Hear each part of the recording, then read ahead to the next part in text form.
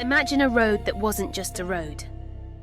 A network of land routes that, for over 1,000 years, connected empires, transformed cultures and changed the destiny of humanity.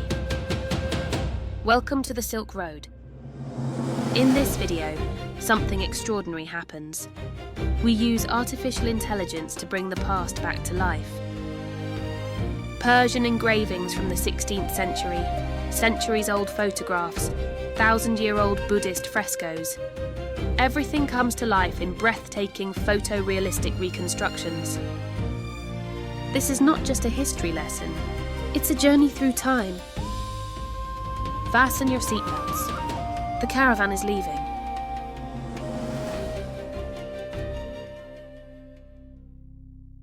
Maps and length of the Silk Route. Complete Catalan Atlas, 1375. The Catalan Atlas was a visual encyclopedia of the medieval world. Abraham Cresques gathered knowledge from Marco Polo, Friar Odorico and merchant archives. Crisscrossing rum lines, windroses, portraits of rulers, caravans, ships and exotic beasts. A map that would forever change Europe's understanding of Asia and pave the way for the Age of Discovery. Caravan in the Catalan Atlas, 1375.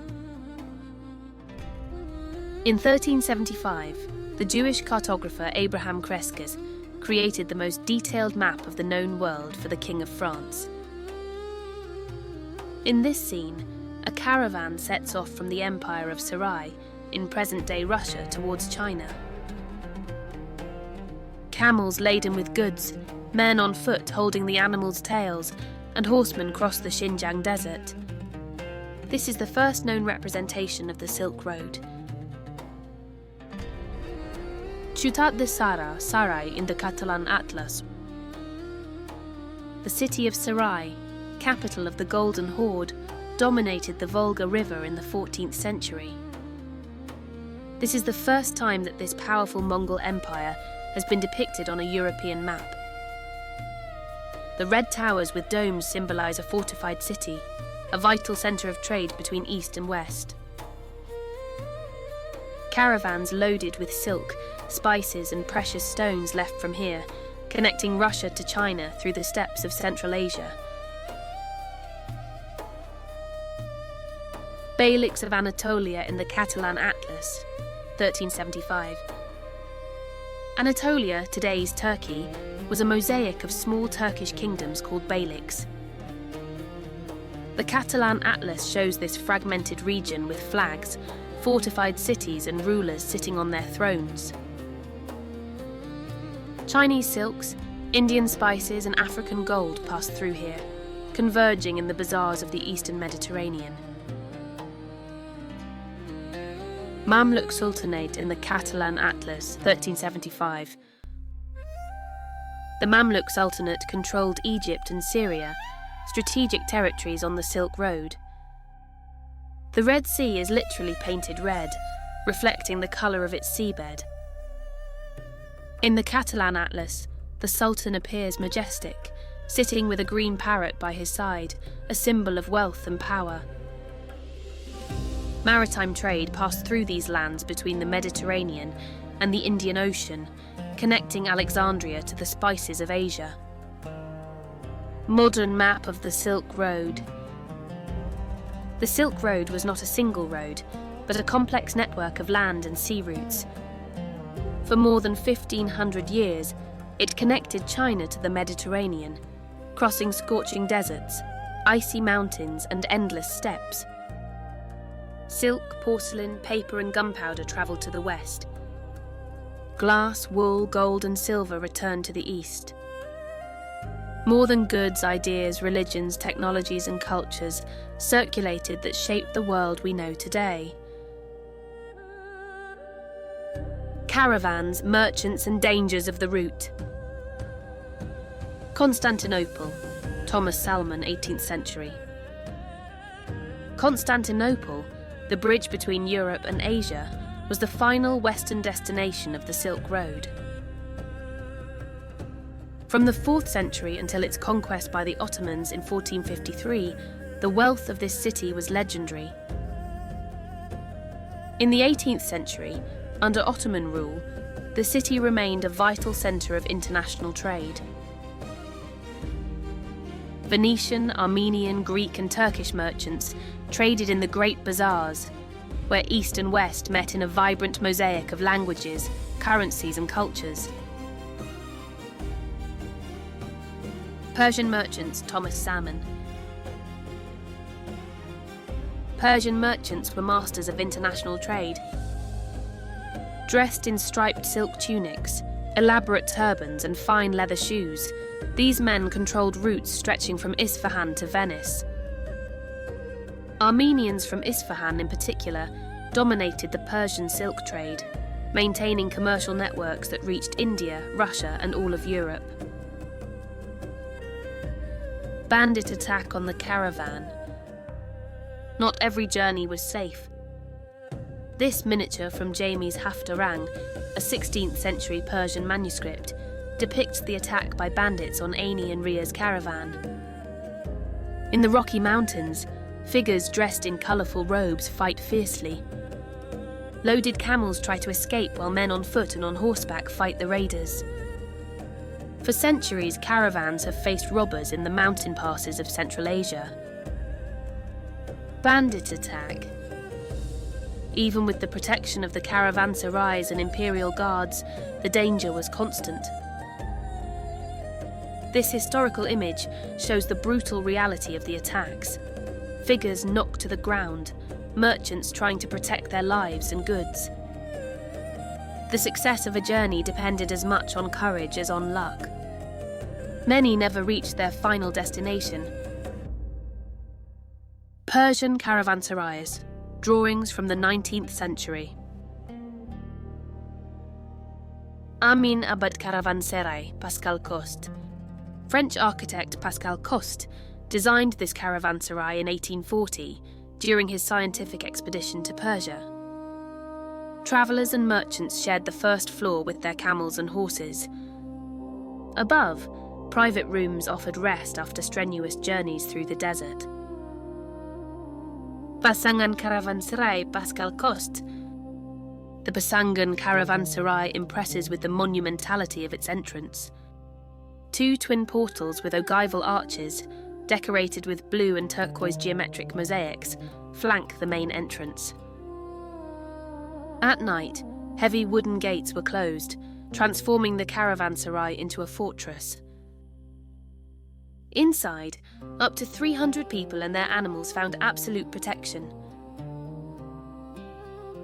Caravanserai Hambari, Eugène Flandin.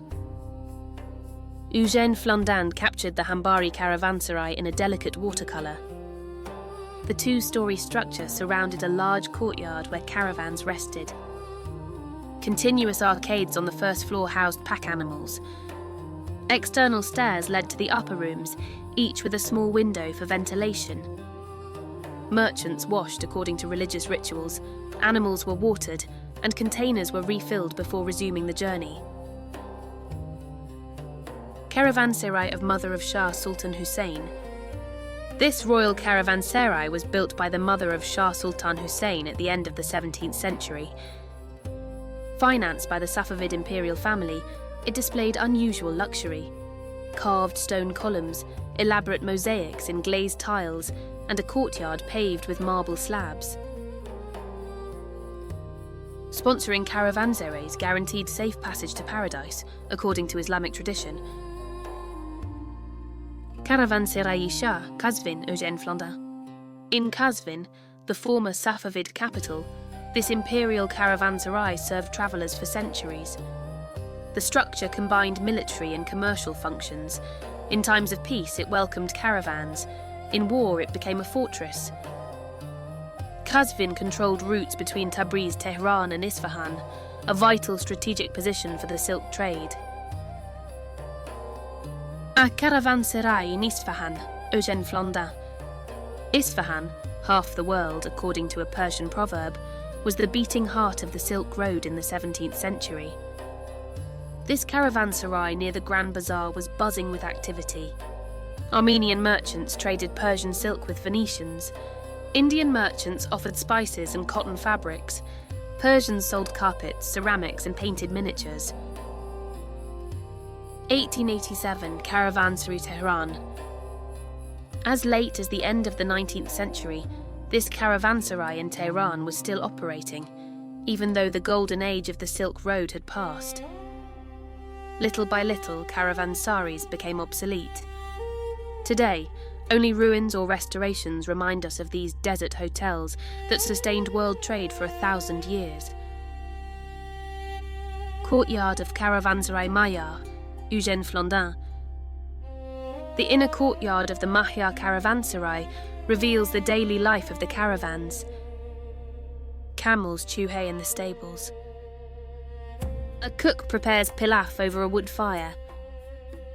Local children sell fresh bread and dried fruit. The Silk Road wasn't just about trade, it was about human encounters repeated over generations.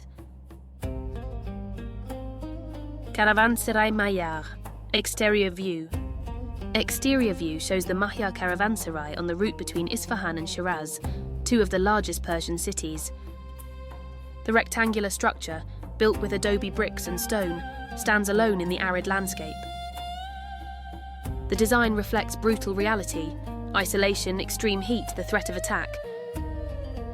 Each caravanserai was an island of safety in the dangerous ocean of the desert, a beacon of hope for exhausted travellers. Caravanserai Bisoutoun. The Bisoutoun, 40 columns, caravanserai, was impressive for its gallery of elegant columns supporting the entrance portico. Flandin captured the gracefulness of this architecture: slender wooden columns on stone bases, capitals carved with floral motifs, a ceiling painted with golden stars. Every architectural detail told a story, carried a symbol, celebrated life despite the unforgiving desert around them. Caravanserais, historical photos and paintings, 1913-1931.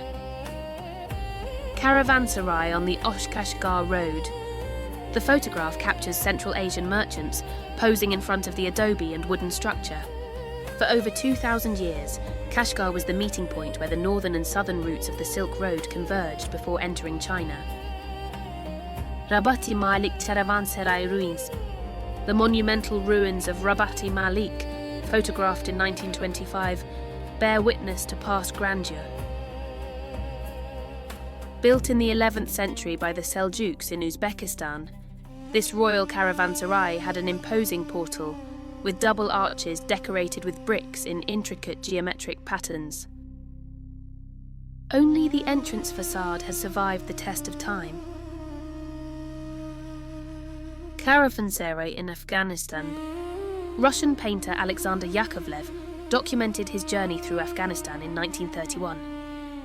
Yakovlev travelled the Silk Road documenting disappearing peoples and places. View of a small khan near Beirut. In the Mediterranean Levant near Beirut, small khans served trade routes between the coast and the interior. Here, the Silk Road met the Mediterranean. Chinese silks and Indian spices were shipped to Europe on Venetian ships, closing the circle of world trade. Caravanserai of Zor, 1913. A photograph from 1913 shows the Caravanserai of Zor in a state of advanced ruin. The elongated adobe brick structure has practically dissolved with time and weathering. This image documents the end of an age-old era of overland trade. Caravanserai at Fallujah. Historic photo, early 20th century. This extraordinary photograph captures Caravanserai and Fallujah on the Euphrates, buzzing with activity. Scene reveals the organised chaos of the caravan trade in the last days of the Silk Road. Caravanserai architectural drawing. This colour technical drawing shows the ideal architectural plan of an 18th century caravanserai. The aerial view reveals perfect geometry, a walled rectangle surrounding a huge paved central courtyard. This standardised design was repeated throughout the Ottoman Empire, guaranteeing uniform quality and safety for travellers. Buddhism on the Silk Road. Buddhist paintings from Dunhuang, Tang Dynasty, 7th–11th centuries. In the Mogao caves in Dunhuang, Buddhist monks created elaborate shrines between the 4th and 14th centuries. Dunhuang was on the edge of the Gobi Desert, a crossroads where the northern and southern routes of the Silk Road converged. Buddhism travelled from India to China via this route, transforming itself by absorbing Chinese elements. Silk Princess painting, Khotan's 6th–13th centuries. This painted wooden votive panel tells the legend of the Silk Princess. This story, recorded by the monk Xuanzang in 646 AD, explains how Khotan broke the Chinese monopoly and became an important silk producer on the route. 3 Buddhas from Gilgit manuscripts. 3 Buddhas seated in a lotus position on ornate pedestals. Gilgit was a crucial stop on the Silk Road, a Buddhist corridor through which Chinese monks travelled to study in India. Cultural diversity on the Silk Road. Sogdian Zoroastrian deities, Dunhuang, 8th–10th centuries. This paper painting from Dunhuang shows 2 Zoroastrian deities in Sogdian Uyghur style. Sogdians were Eastern Iranians from Central Asia, multilingual and mobile, connecting disparate regions through trade networks. Rabat built by Liashkar Kushbeg. Chimkent-Tashkent route, 19th century.